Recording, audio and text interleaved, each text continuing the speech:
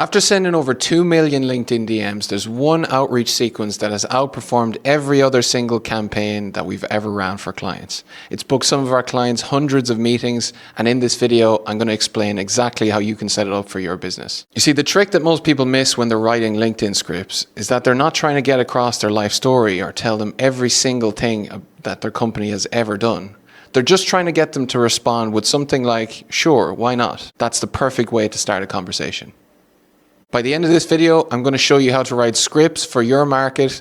Each one of them is going to be less than 50 words that can get you dozens, if not hundreds, of sure why nots every single week, which will then go on to turn into contracts for your business. So let's get into it. The problem with most scripts or cold outreach messages or whatever you want to call them is that they're written as pitches at strangers. Somebody's name gets put on a list, they get mail merged onto a paragraph about your company, your service, your calendar link, whatever it is. Buyers can smell it. If they see a calendar link in a message, it's done straight away. The reply rates show it.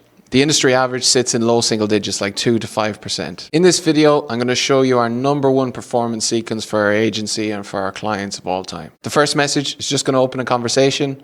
The second one is going to offer them something useful. And the third one, if they haven't responded by that point, is just to give it to them. And the thread running through all three is that not one of them asked for a meeting. Even the connection request, the note, if you leave notes these days, they just don't work anymore, unless they're hyper personalized, as in written by hand. We send it blank, no note, and it just outperforms basically in every market. It's the 3-part messaging sequence that does the work after that. Everything I'm about to show you is in a free kit as well, how you can write these sequences for yourself. Go get them in the link below the video. The sole job of the first message that you send to someone after a connection request is just to get a response, nothing else. In another video I did talking about signals, we actually used this sequence in that campaign. So go watch that if you haven't already. But I'm going to go through the script in a bit more detail here. So the first part of message 1 is a greeting. Now LinkedIn is social. It's a social media platform, so you do need to be social. It's not like cold email in that sense where you can get a bit more direct. This campaign targeted first-time founders who just walked out of a 20-year corporate career. So the observation was about that. It's obviously a big step for them. Why they left, what they were building, what was the next chapter for them. Written like a person who'd actually looked or spent the time, like sitting there typing on their phone just after having read a couple of their posts, because we had. And a question with 2 honest options, something that's easy for them to answer. I call this an A or B question. In this case, it was, are you bootstrapping or are you planning to raise funds? Now look at what that question does. It takes 2 seconds to answer. It's about them, not about us. And either way, it qualifies them because the client that we're writing this for was running a funding advisory. So whichever option they pick, we can funnel them in a certain direction. And the people would answer that easily. If they said something like bootstrapping currently, but looking for funding as we grow, that's a stranger telling you their funding plans in a reply to message 1. Very casual. Now, off the back of this very simple opening question, this campaign booked 26 meetings. So far, it's actually still live, but 26 meetings at the time of counting. And it's just keeping going. So here's a test that you can do today to see if you're doing this right or not. So pull up the last opening message that you sent to a prospect. If you just change their name, can you send that to any other prospect? And if the answer is no, then it's personalized enough. If the answer is yes, that means you have not personalized it because you don't know the story behind that person. You're just blasting a mail merge, or you just built a list on Sales Navigator. And in 2026, I'm sorry, but that just does not work. There's too much noise. The second test is see how many filler words you can remove from the copy. We try to keep it very literal. For example, a banned line in our own playbook is love what you're doing, or love what you've built, or that's impressive. Hope this finds you. Never say these things. I said earlier you need to greet and be honest and be social, but it has to be meaningful. You can't just say a repeated line that suits everybody. You have to have a specific observation. I've written so many messages in the past with these filler words in it. The reason I'm saying for you not to do it is because it doesn't work and I have the data to back it up. The first message should simply be a greeting, a personalized greeting that suits the situation that they're in. And then you want to end the message with an easy A or B question. Is it A or is it B? Something for them that can take 2 seconds to respond to, but it'll keep the conversation moving. And keep it all within 50 words if you can, 75 at most. So a couple days pass and they haven't responded. You need to follow up. You need to say something useful. Now, this is where most follow-ups die, because most follow-ups are just, hey, just bumping this or nudging this up your inbox. Nothing new, nothing given, just the same thing repeated. Ours does the opposite. So it's one fresh line, personalized again, but a different angle from either a different observation or a similar observation from the first message. And then an offer that costs them nothing to say yes. This is where the sure, why not comes in. For our clients, it's usually a small piece of actual work, like we can put together a sample list for them or a LinkedIn strategy or something along these lines, or it could be a lead list. Want me to send it over? For yours, it might be different, or it will be different. We don't offer a call. We're not making them commit to anything. We just have to say, sure, why not?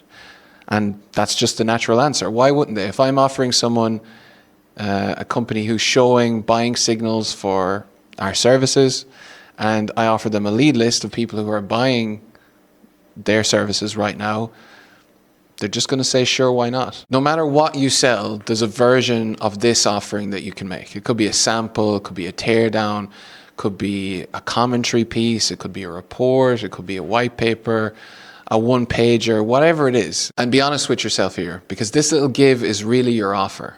And the offer does way more heavy lifting than the script or the wording in the script, the actual words that you say. Lead with their outcome. Do a piece of work up front, make it an easy thing to say yes or sure, why not, and get that right in front of them. And it makes the rest of the conversation flow nice and easily. And if another 3 days or so goes by and they still haven't responded, you still shouldn't just say nudging this up or circling back or whatever it is. We need another reason or another verified reason to follow up. Now, there's 2 slight variations on how you can go about this. So number 1 being you just give them the thing that you offered in message 2. As in, if you offered a case study or a link to a blog, just share that link, because that's going to be something valuable that sits there well into the future for them. So if they see your chat again 6, 8, 9, 12 months, they're going to think, okay, this person isn't just trying to annoy me by getting on a call for 15 minutes.